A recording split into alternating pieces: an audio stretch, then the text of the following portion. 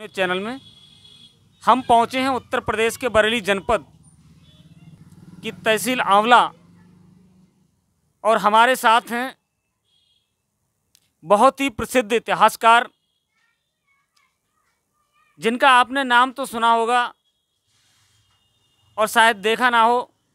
तो आज हमने सोचा क्यों ना सीधे सीधे आपको चैनल के माध्यम से मुलाकात कराई जाए। तो हमारे साथ हैं आंवले के बहुत ही प्रसिद्ध इतिहासकार गिरिराज नंदन जी। आइए हम सीधे सीधे उनसे आज आंवले के इतिहास पर बात करते हैं और सीधे सीधे हम उनसे आपको रूबरू कराते हैं। स्वागत है सर आपका। जी जी, देखिए ऐसा है, आंवले का इतिहास तो बहुत पुराना है। अगर आप आंवला तहसील के बारे में बता रहे हैं तो रामनगर जो हमारा ग्राम पड़ता है उसके सामने बहुत बड़े खंडहर पड़े हुए हैं जो 4-5 मील के एरिया में फैले हुए हैं।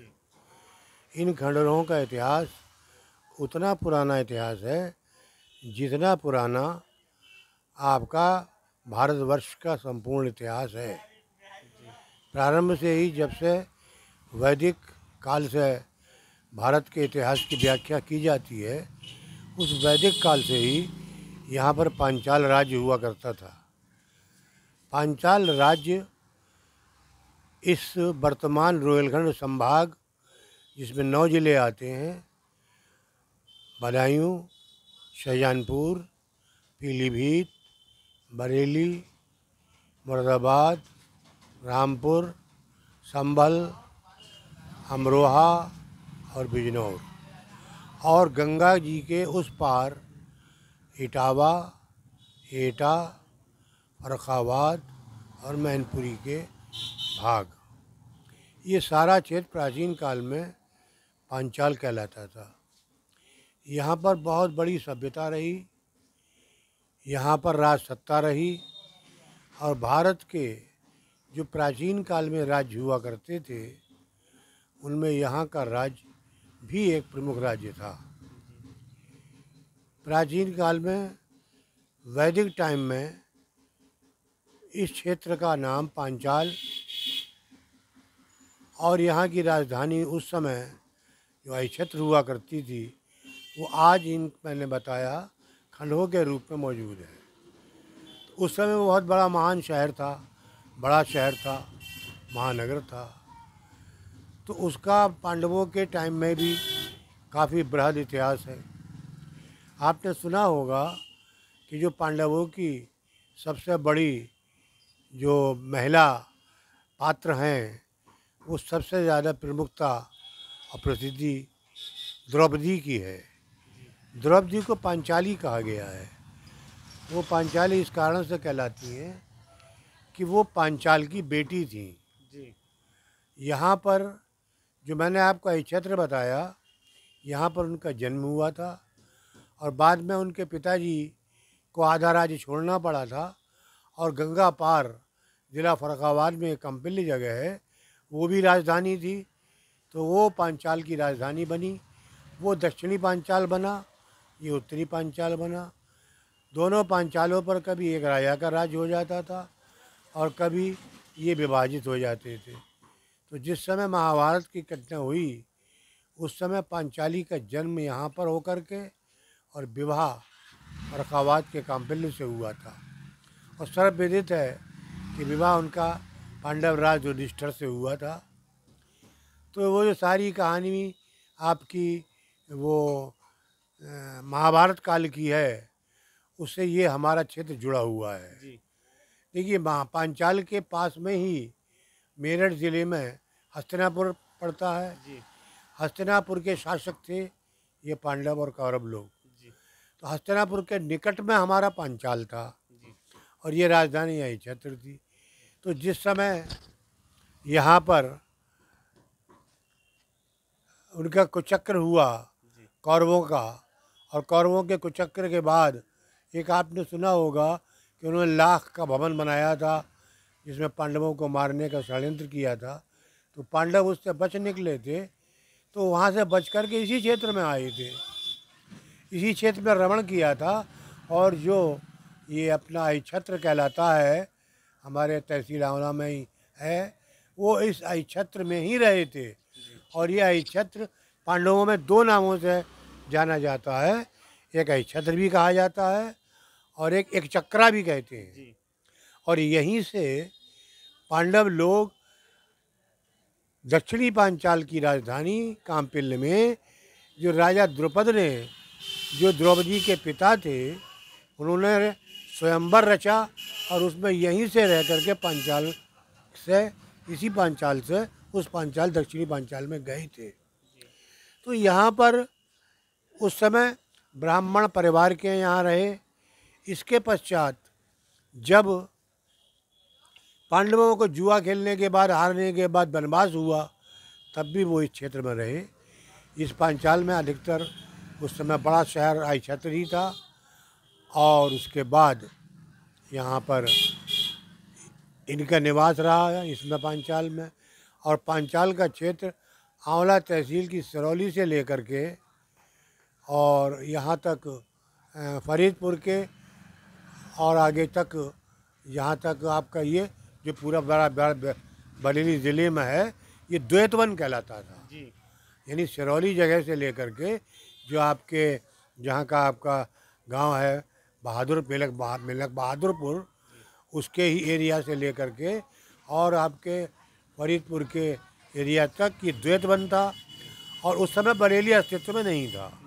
ऐसा कहा जाता है कि द्रौपदी ने बरेली के निकट पंचोली में, जो पंचोमी नाथ कहलाते हैं, फरीदपुर के पास हैं, और बरेली प्रॉपर में जो बनखंडी नाथ कहलाते हैं, उन बनखंडी नाथ में जो शिवलिंग की, जो शिवपिंडी की प्रतिमा की स्थापना, प्रतिमा नहीं, शिवपिंडी की जो स्थापना की थी, उसकी वहाँ पर द्रौपदी ने ही की थी। और इन्हीं के हिसाब से बरेली शहर का जो आपका भूते क्या नाम है वो मंदिर पड़ता है कैंट में धोपेश्वर नाथ मंदिर की कहानी भी पांडवों से जुड़ी हुई है।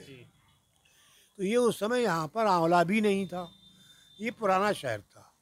इसके बाद ये तमाम राज सत्ताएँ आईं, 16 महाजनपद हुए, जो इतिहास में बहुत वर्णन आता है। गौतम बुद्ध और महावीर जी के समय में उन 16 महाजनपद में ही पांचाल का बहुत बड़ा नाम था, राजधानी अहिच्छत्र थी।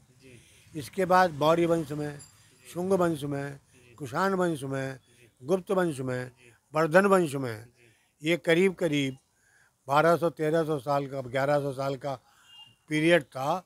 इसमें पांचाल अस्तित्व में रहा। उसके बाद पांचाल का अस्तित्व समाप्त हो गया। ये पांचाल नाम से न पुकारा जा करके ये बदायूं के क्षेत्र में आ गया। और सन 7वीं 8वीं ईस्वी के बाद जब बदायूं की तरक्की हुई तो उसका एक अंग बन गया और पांचाल ना रह करके केवल एक ये क्षेत्र के नाम से ही जाना जाने लगा। इसके बाद आंवला की तरक्की हुई। आंवला का जिक्र जो है वो सबसे पहले फिरोज शाह तुगलक, जो दिल्ली का बादशाह हुआ है, उसके राज्य में एक कवि था मिनाज सिराज, उसने एक पुस्तक लिखी है। उस पुस्तक में सबसे पहले आंवले का जिक्र आता है। आंवले का जिक्र यह आता है कि उसमें यहाँ पर उसने आक्रमण किए और 5 बार आक्रमण इस क्षेत्र पर किए दिल्ली के फिरोज शाह तुगलक ने, और वो यहाँ रहता था। और ये क्षेत्र उसकी किताबों में आंवला के जंगल के नाम से प्रसिद्ध था। तो पहले आंवला के जंगल की प्रसिद्धि हुई, फिर यहाँ बस्ती बसी, उस बस्ती का नाम आंवला था, जो कई बार उनके दिल्ली के आक्रमणकारी सुल्तानों के आक्रमण के कारण बर्बाद हुई, पुनः बसी। और उसके बाद यहाँ पर आगे चल कर के मुग़ल काल आया, तब भी आंवला का अस्तित्व रहा। आंवला एक महल माना जाता था। उसके बाद रोहिला काल आया। रोहिला काल में आंवला रोहिलखंड की कैपिटल रहा, राजधानी रहा, और यहाँ पर रोहिलों का राज्य था। और वो जो मैंने आपको अभी पूर्व में 9 ज़िले गिनाए थे, उस 9 ज़िले के क्षेत्र में यहाँ का राज्य स्थापित था। राजधानी आंवला थी। सन 1730 से लेकर सन 1774 तक रोहिलों का राज्य रहा। और सन 1730 से लेकर 1749 तक अली मोहम्मद खां, जो यहाँ के पहले रोहिला नवाब थे, उनका राज्य रहा। उसके बाद ये रोहिलखंड विभाजित हो गया। विभाजन में बरेली का हिस्सा आपके हाफिज़ रहमत खां के हिस्से में गया, वहाँ के हाफिज़ रहमत खां नवाब बने, और बाकी इधर का हिस्सा दूंदे खां के हिस्से में गया, एक अब्दुल्ला खां के हिस्से में गया, यानी रोहिला के सरदारों के हिस्से में आपस में बट गया। सन 74 में अंग्रेज़ों ने और लखनऊ के नवाब ने मिलकर यहाँ पर आक्रमण किया। आंवला फिर बर्बाद हुआ, इसको फिर नेस्त नाबूद कर दिया। आंवला फिर जनता से विहीन हो गया, लेकिन फिर थोड़े दिनों बाद ये आबाद हो गया और धीरे धीरे फिर आबाद होता रहा, और अब इस रूप में जैसा कि आप देख रहे हैं मौजूद है। यहाँ पर अंग्रेज़ों ने सन 1801 ईस्वी से रोहिलखंड पर अधिकार किया था, तब से अंग्रेज़ों के अधिकार में आंवला रहा, और 1947 से ये भारतवर्ष का अंग है और भारत सरकार और उत्तर प्रदेश के अधीन एक तहसील हेडक्वार्टर है। सर, जैसा कि आपको लाखों दर्शक देख रहे हैं, जानना चाहते हैं आंवला तहसील कौन सी सन में से तहसील का दर्जा मिला, ये भी दर्शक जानना चाहते हैं। देखिए, ऐसा है, सन 1801 में जब ये हुआ तो सन 1805 में ज़िला बरेली को उन्होंने किया, क्योंकि जब अंग्रेज़ों ने 1801 में यहाँ पर अपना अधिकार स्थापित किया तो पूरे रोहिलखंड को दो भागों में बांटा। एक उन्होंने मुरादाबाद में बांटा और एक बरेली में बांटा। तो लगभग मुझे इस समय ये याद तो नहीं है एक्चुअल डेट, लेकिन मुझे ऐसा ध्यान आता है कि लगभग 1707 ईस्वी में यहाँ पर तहसील हेडक्वार्टर बनाया गया, और उसके बाद विभिन्न तहसीलें बनाई। आपके ज़िला बरेली में मीरगंज तहसील अंग्रेज़ों के टाइम में बनी, फिर समाप्त कर दी गई, फिर दोबारा भारत आज़ाद होने पर बनी। इसी प्रकार से ये ज़िले आपके 9 ज़िले बने, तो सबकी तहसीलें अलग अलग बनी, तो अलग अलग टाइम में उनके ज़िले बने, अलग अलग टाइम में। अब जैसे शाहजहांपुर पहले बदायूं की जजी शाहजहांपुर होती थी, शाहजहांपुर ज़िला बना। इनकी तारीखें अलग अलग हैं, जो कि मैं अगली बार आपको पूरी डेट्स बिल्कुल फुल डिटेल के साथ भी बता दूँगा। सर, जैसा कि आपको लाखों दर्शक देख रहे हैं, तो सर आप दर्शकों को क्या कहना चाहेंगे? दर्शक आपका नाम तो सुनते हैं लेकिन आपको देख नहीं पाए, तो आज आपको बरेली देहात न्यूज़ के माध्यम से लाखों दर्शक देख रहे हैं, दर्शकों को क्या कहना चाहेंगे? मैं ये कहना चाहूँगा कि दर्शक, जितने भी दर्शक हैं, उनके अपने पिता के बारे में जानकारी है। बहुत से दर्शकों को अपने पितामह के बारे में जानकारी है, लेकिन हमारे जो भारत में एक परंपरा रही है कि हम अगर उनसे उनके परदादा का नाम पूछते हैं तो उन्हें मालूम नहीं होता है। तो इस तरीके से मैंने जो ये सोच निकाली थी कि मैं आंवला के क्षेत्र में, बरेली के क्षेत्र में, रोहिलखंड के क्षेत्र में, और यहाँ तक कि मैं लखनऊ के क्षेत्र के बारे में भी, उत्तराखंड के क्षेत्र के बारे में भी, इन सब के बारे में पुस्तकें लिखी हैं, और मैंने उनके पुस्तकों के माध्यम से उनको दर्शकों को बताया है। और पुस्तकों के अतिरिक्त यूट्यूब पर भी और फेसबुक पर भी मैं बराबर दर्शकों को इतिहास की जानकारी देता रहता हूँ। मैं चाहता हूँ, निवेदन करता हूँ कि दर्शक इसको देखें, और दर्शकों को मेरी तरफ से बहुत बहुत शुभकामनाएँ। दर्शक अगर इसको देखेंगे तो उनको ज्ञान प्राप्त होगा, और ज्ञान प्राप्त होने पर उनको पुरानी बातें मालूम होंगी। दर्शकों के परिवार के लिए बहुत बहुत शुभकामनाएँ। वो दर्शक तरक्की करें, आनंद करें, उनके परिवार में सुख समृद्धि बढ़े, यही मेरी कामना है। देखिए, ये थे हमारे साथ आंवला के प्रसिद्ध इतिहासकार गिरिराज नंदन जी। लगातार हम आपको मिलवाते रहेंगे, तब तक के लिए हम आपसे विदा लेते हैं। बने रहिए बरेली देहात न्यूज़।